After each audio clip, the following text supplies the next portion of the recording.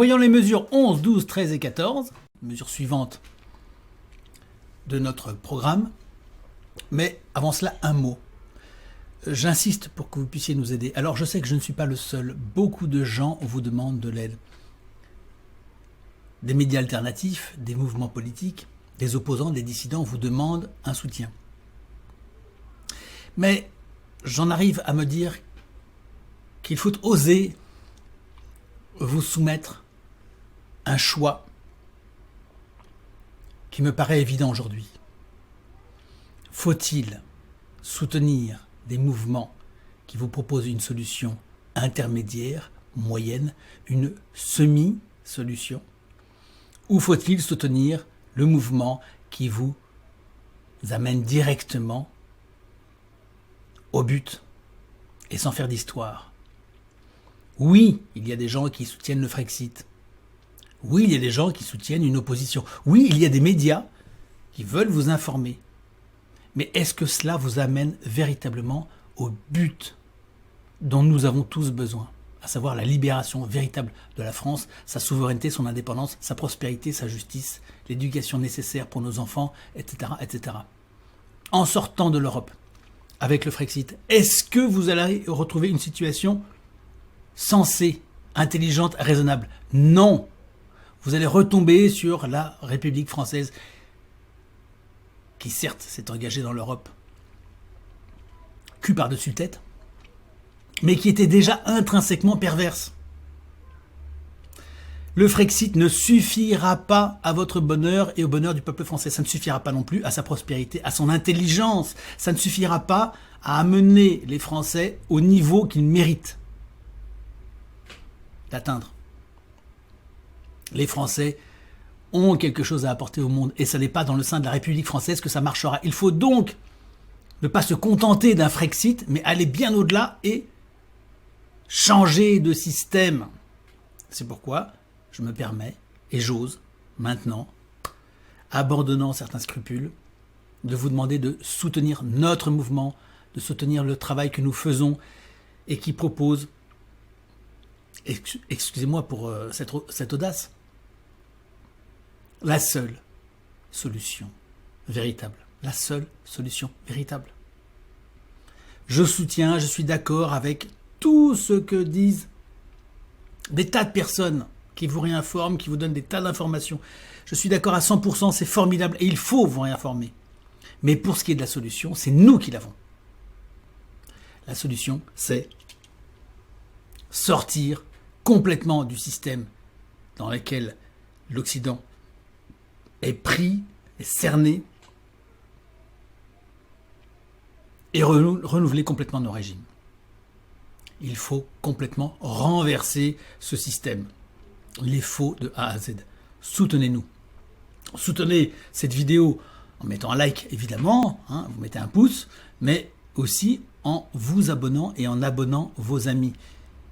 Et puis, s'il vous plaît, essayez, dans la mesure de vos moyens, de soutenir notre effort de manière financière. Je vous indique dans cette courte vidéo comment le faire. Soutenez-nous, si possible de manière régulière. Certains d'entre vous le font, donc ils s'abonnent et ils donnent toutes les semaines ou tous les mois un petit pécule, mais qui nous permettent de progresser. Je vous le demande pourquoi? Parce que je suis interdit aujourd'hui de produire de la richesse par les juges macroniens. Ils m'interdisent de créer de la richesse, ils savent que je suis capable de le faire, ils savent que je crée beaucoup de richesse quand je vivais en Asie. Ici, dans ce pays, vous savez que c'est extrêmement difficile. Et donc, je suis interdit de gagner ma vie et de créer de la richesse dans ce pays. Et donc, j'ai besoin de votre aide. Et le mouvement aussi a besoin de votre aide. Et il a besoin de financement. Par ailleurs, pensez à tous ceux qui pourraient nous aider. Pensez à ceux qui, peut-être ayant des moyens, pourraient nous apporter leur aide ou nous amener des contacts qui permettraient de financer notre travail. Et vous savez que par ailleurs, nous avons des activités qui produisent beaucoup de richesses, et notamment une activité de dépollution qui est unique au monde et qui permet de rendre un service ultime à l'humanité qui est la dépollution de la planète, problème crucial, bien plus important que le pseudo-réchauffement. La dépollution dont personne ne parle, il y a un énorme travail qui permet d'enrichir ceux qui participent à cet investissement et qui est certainement une source de revenus pour les mouvements qui se battent aujourd'hui, en particulier le nôtre, je pense, au premier plan, qui se battent pour un changement de paradigme. La dépollution, c'est, et j'en suis convaincu, le moyen extraordinaire de montrer à l'humanité que nous pouvons faire un bien immense, ce qui peut nous amener un financement, le financement de notre mouvement, qui nous permettrait de favoriser d'abord le renversement chez nous et ensuite, dans les pays voisins, dans toute l'Europe, dans le monde entier, favoriser des renversements au profit du bonheur des peuples, tout simplement, c'est-à-dire le retour à une situation normale et peut-être, et sans doute, nécessairement, l'avènement de régimes bien plus équilibrés, bien plus justes, où les populations seront bien mieux respectées, beaucoup plus participantes que la situation dans laquelle on est et où le peuple n'est rien, il est méprisé, il est écrasé par la puissance de l'argent roi international et quelques oligarchies, dont certaines sont, vous le savez, eugénistes, c'est-à-dire veulent réduire drastiquement la population mondiale en nombre. Voilà, ça fait partie des solutions que nous apportons. Et il y a un lien à tout ça. Donc, si vous avez des moyens vous-même, aidez-nous. Si vous avez des amis qui peuvent nous aider, aidez-nous. Faites-nous les connaître. Rapprochez-les de nous. Et ceux qui ne veulent pas véritablement rentrer dans notre démarche politique, eh bien, qu'ils s'intéressent à nos solutions, et en particulier la dépollution. Pas seulement. Il y a aussi l'activité que nous avons de former le public à se défendre face aux juridictions de leur pays. Puisque vous le savez, en particulier en Occident, les gens sont de plus en plus cernés par la justice, par la norme, par le contrôle, par la répression. Il faut aider les gens à pouvoir se défendre. Voilà pour ça. J'ai besoin de votre aide, nous avons besoin de votre aide. Notre mouvement est crucial. Il est le seul à proposer un changement complet de paradigme. C'est le seul qui vous propose d'aller jusqu'au bout de la démarche de la dissidence, jusqu'au bout, et non pas seulement de vous informer. Aller jusqu'au bout, c'est vaincre ce système qui nous oppresse. Le vaincre et prendre sa place, récupérer le pouvoir et faire un bien dont l'humanité a besoin. J'attaque maintenant les mesures. Nous en sommes à la mesure 11, pénalisation de la corruption à proportion du niveau où elle se pratique jusqu'à des peines à perpétuité. J'ai déjà parlé de la corruption. Je ne suis pas comme ces technocrates qui vous diront la corruption c'est une abomination, il faut la combattre partout, et qui se chargent surtout de combattre la petite corruption. Vous savez, c'est dans certains pays d'Asie du Sud-Est ou en Afrique, vous donnez 10 € pour que le policier vous laisse tranquille lors d'un contrôle sur la route. Bon, c'est pas bien. Mais c'est très loin de la corruption dont nous souffrons, nous, en Occident, qui se chiffre par milliards. Ce sont des milliards dont il est question dans l'éolien, par exemple. Ce sont des milliards dont il est question dans la vaccination qu'on nous a, pas tout à fait imposé, mais pratiquement, qu'on nous a, presque imposé, en tout cas très fortement suggéré au moment du Covid. Des milliards, des milliards. Et ça, c'est de la corruption. Et là, ça demande une répression très nette.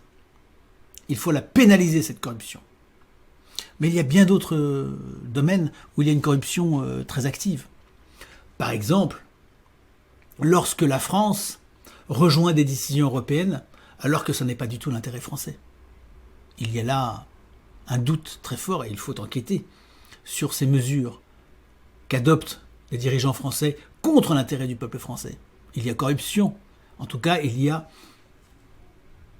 suspicion légitime de corruption. On voit des mesures sur, par exemple, l'adoption d'un plan très anti-russe dans l'affaire ukrainienne. Pourquoi ? Qui est derrière cette incitation à être russophobe ? Serait-ce BlackRock ? Serait-ce la CIA ou le Pentagone ? Corruption ! C'est de la corruption. Donc cela, il faut le combattre de manière extrêmement ferme. Mesure numéro 12, rétablissement immédiat de la sécurité sur l'ensemble du territoire. selon les directives édictées par le gouvernement provisoire, notamment dans les quartiers et villes perdus. La force publique, qui agira à bon escient, selon directives et instructions nettes, et avec des moyens nouveaux, aura carte blanche et ne saurait être inquiétée judiciairement durant la période considérée. Cette mesure numéro 12, elle est faite pour établir tout simplement la sécurité, car il est inadmissible que des jeunes femmes soient agressées dans la rue, que des personnes soient assassinées, ou simplement violentées, ou bousculées, ou simplement injuriées. Je trouve ça totalement inacceptable. Donc, on rétablira la sécurité. Pour ce faire actuellement, dans le dispositif républicain actuel, c'est pratiquement impossible. C'est-à-dire que les policiers n'ont pas le droit véritablement de bouger, ils n'ont pas le droit d'intervenir de manière sérieuse, donc on va le faire.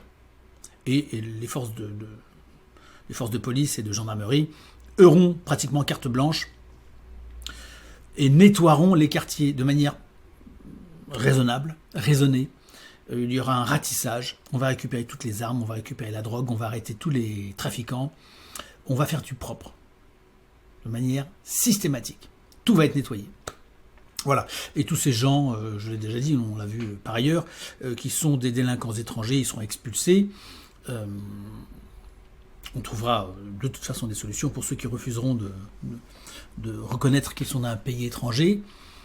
On a des tas de solutions, enfin on a des solutions qui s'appliquent dans ces cas-là. Donc on sera extrêmement ferme.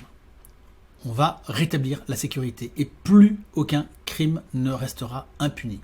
Il n'est pas question que les policiers ou les gendarmes classent sans suite ou refusent de prendre des plaintes. Idem pour les procureurs.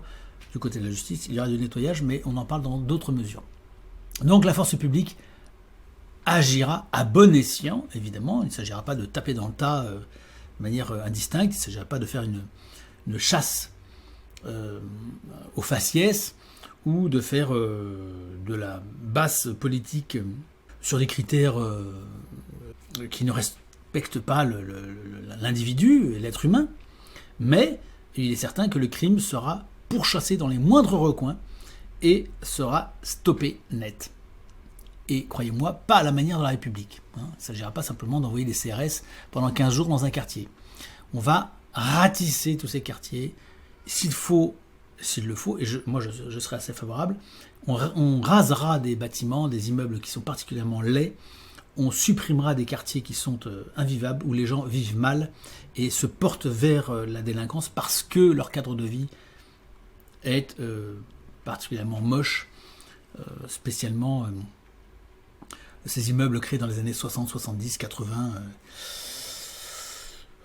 conformément à une certaine idéologie, mais qui en réalité ne correspondaient pas à un art de vivre tel que nous avions en France depuis l'origine des temps, en tout cas depuis très très longtemps. On a toujours eu en France un sens du beau, de l'esthétique, de l'harmonie, de la complémentarité.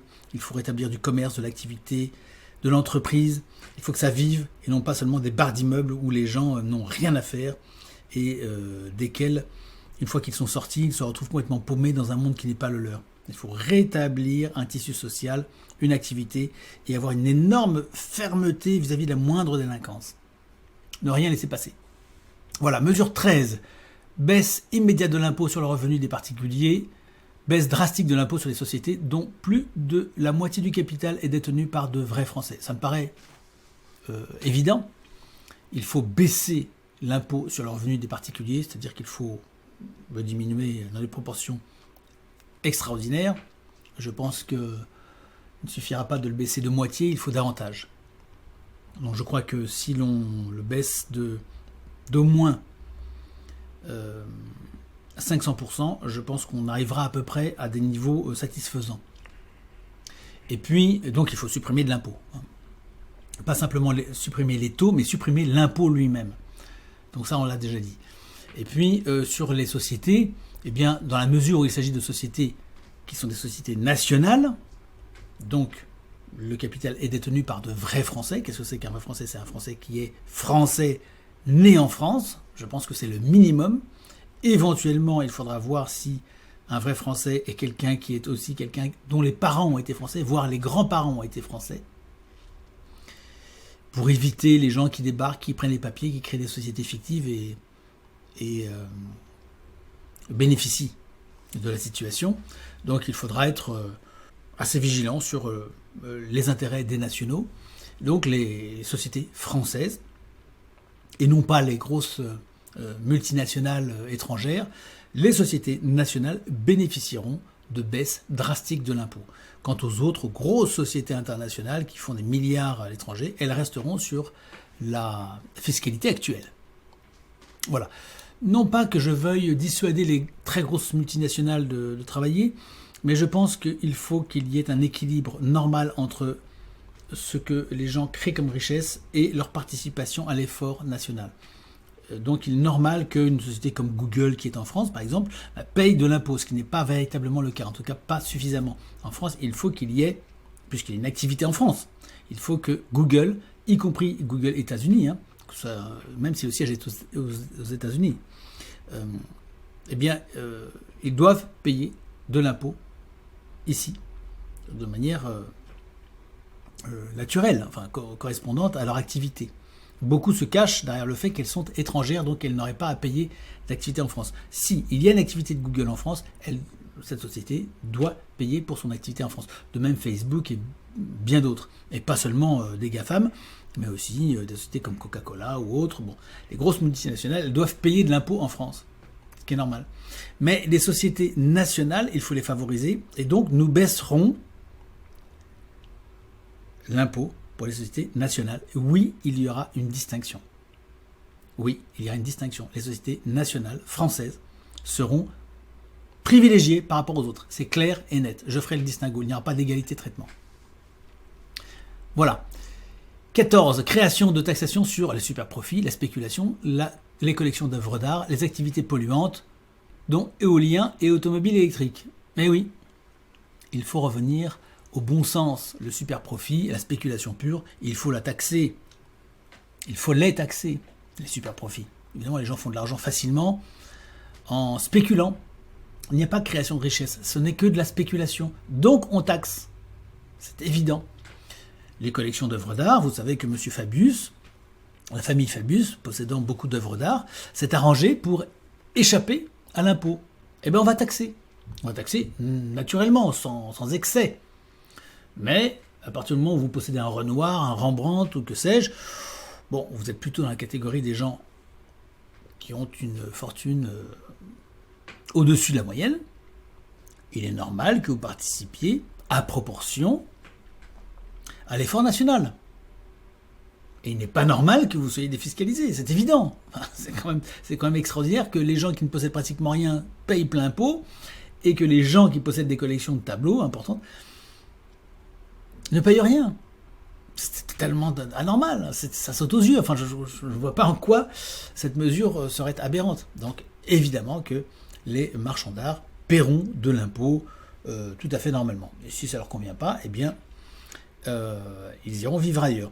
Mais nous ne permettrons pas qu'ils emmènent leur collection, parce que les collections d'œuvres qui se trouvent en France doivent rester en France. Donc nous serons extrêmement vigilants sur la fuite des œuvres d'art. Je ne redoute pas, en fait, qu'elles s'échappent, parce que, de manière générale, la situation française sera très avantageuse par rapport aux autres. Donc je pense que nous allons au contraire faire revenir des œuvres d'art. Vous savez qu'il y a eu une énorme fuite, une exportation massive des œuvres d'art françaises, des objets d'art, des objets de grande valeur vers l'étranger, du fait du coût qu'il y avait à les conserver en France. Par conséquent, il me semble bon de tenter de les faire revenir au maximum, de manière naturelle. Et cela, ça ne peut se faire que par l'intérêt qu'il y aurait pour les possesseurs de ces objets à revenir en France. Donc nous allons faire en sorte que la France récupère son patrimoine.